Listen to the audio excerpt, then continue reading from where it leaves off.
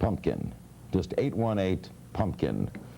We go to Lansing, Michigan. Hello. Hello. I would like to ask Mr. Zappa. I've been listening to his music for about 20 years, and I feel, well, in all of his music, he's always been anti-drug, anti-alcohol, anti-stupidity. And I wonder, does he feel that he's misunderstood by the American public in general? And does he feel if his music wasn't quite so eccentric that he might be better accepted? Frank?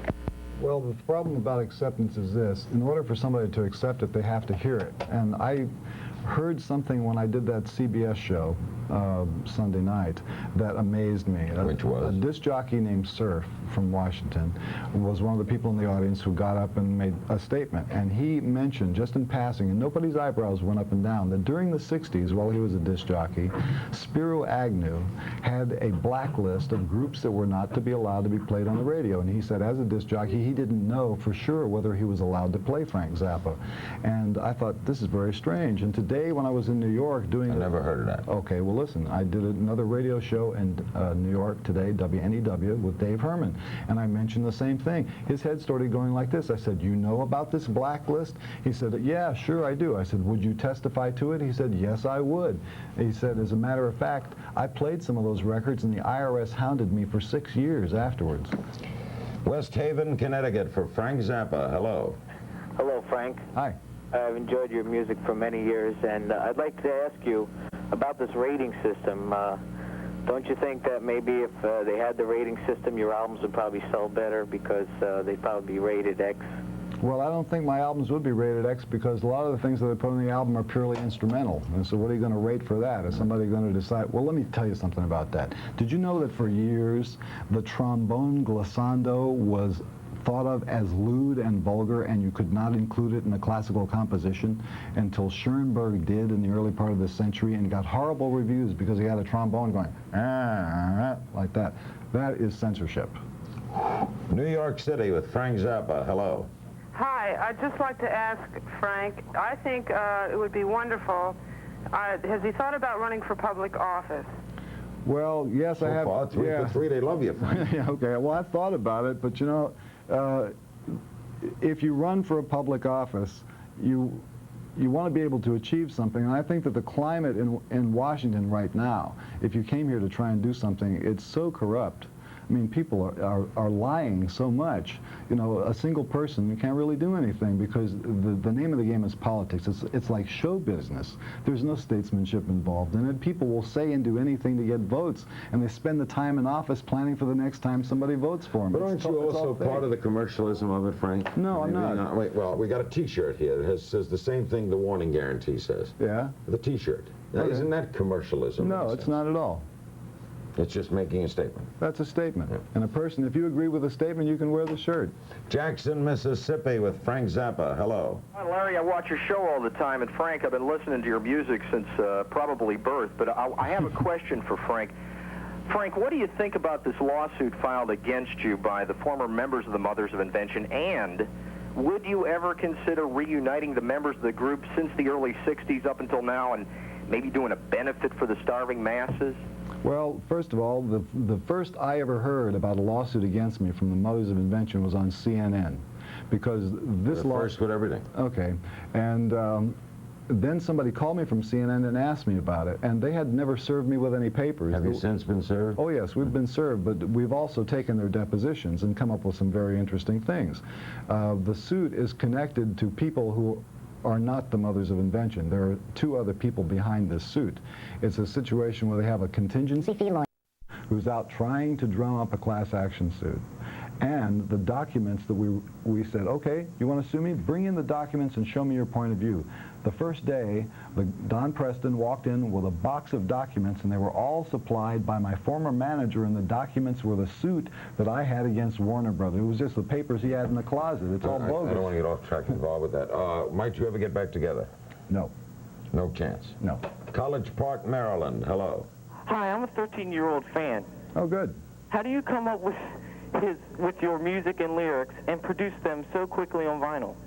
Well, actually, they don't get produced very quickly on vinyl. They all take a lot of time, and coming up with the lyrics is not too hard because I watch CNN a lot, and you can't believe some of the things you hear. There's a lot of stimulating material here. I mean, if you watch CNN all day, you can get a whole album just parodying yeah, the you news? could. Yeah, well, it's not just parodying it, but there are things that you could say about it. Do you always deal with social issues? No, I deal with folk music type issues. For example, if somebody in the band does something that I think is unusual human behavior, I deal with human behavioral situations, okay? Social issues sometimes are those things expanded big.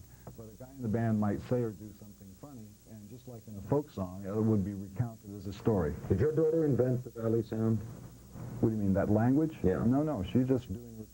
That existed. The kids that she went to school with talked that way. But she was the first to do something musical with it? Right.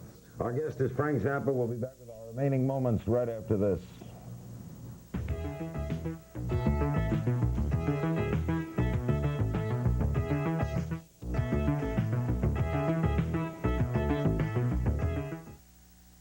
I'm Chris Curl. At the top of the hour, right after Larry King, Don Farmer and I will have the latest on the investigation into why a Japanese passenger plane crashed yesterday, killing more than 500 people.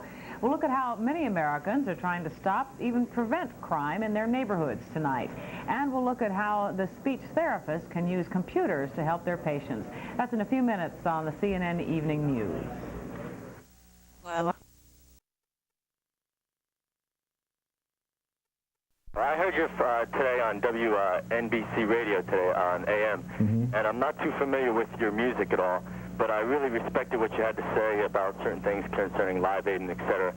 I was wondering about this labeling topic you had. Are you trying to combat at all certain organizations, religious organizations, or attempting to fight these convictions from the government? And if so, do you think you can fight through all the bureaucratic garbage that one necessarily has to put up with when talking about certain things like that? You're going to win or going to lose? Well, it's not a question of win or lose because I understand they're going to have hearings. The Goldwater Committee is having hearings in September, and I'm going to testify. And I don't know whether a person can win a situation like that, but if you don't stand up and say something, you got to.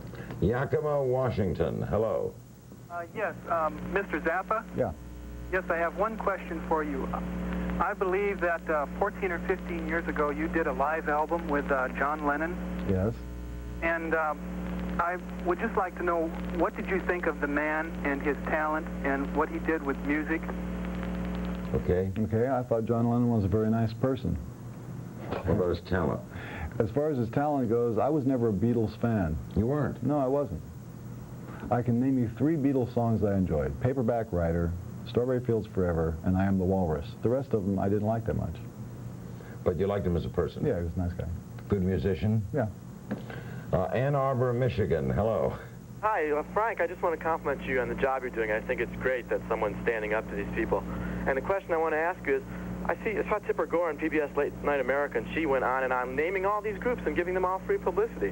What's the point? Why don't we talk about the people who are doing something good instead of shelling out all this free publicity? And don't run for public office. You don't have to lower yourself. Yeah, thank you very much for that. Well, let me make a comment about the, giving the people free publicity. On the show, which will air on Sunday night on CBS, the debate that I had with this other representative of their cause, she, for an hour, recited the lyrics to every song that talked about masturbation, giving head at gunpoint, all this kind of stuff, without publishing clearance from the groups in question, which I don't think is very fair. I mean, she mentioned lyrics you didn't.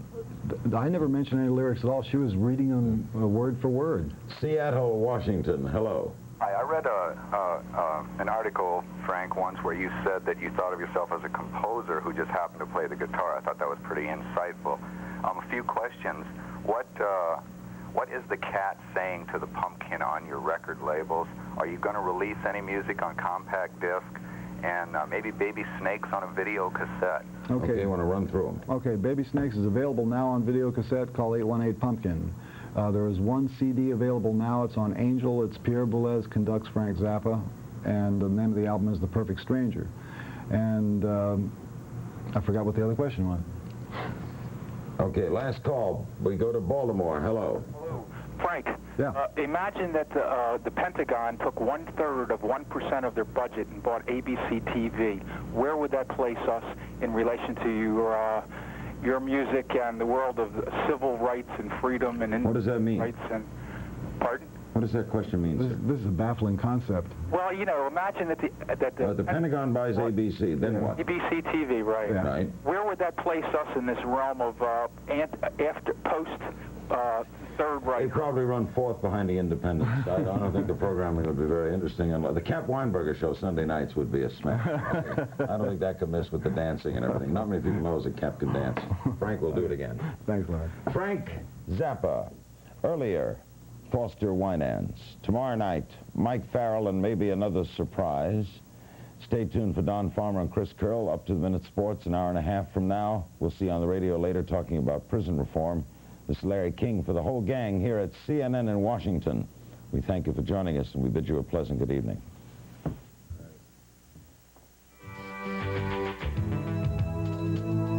If you would like to comment on tonight's program, write to CNN Larry King Live, 2133 Wisconsin Avenue Northwest, Washington, D.C., 20007.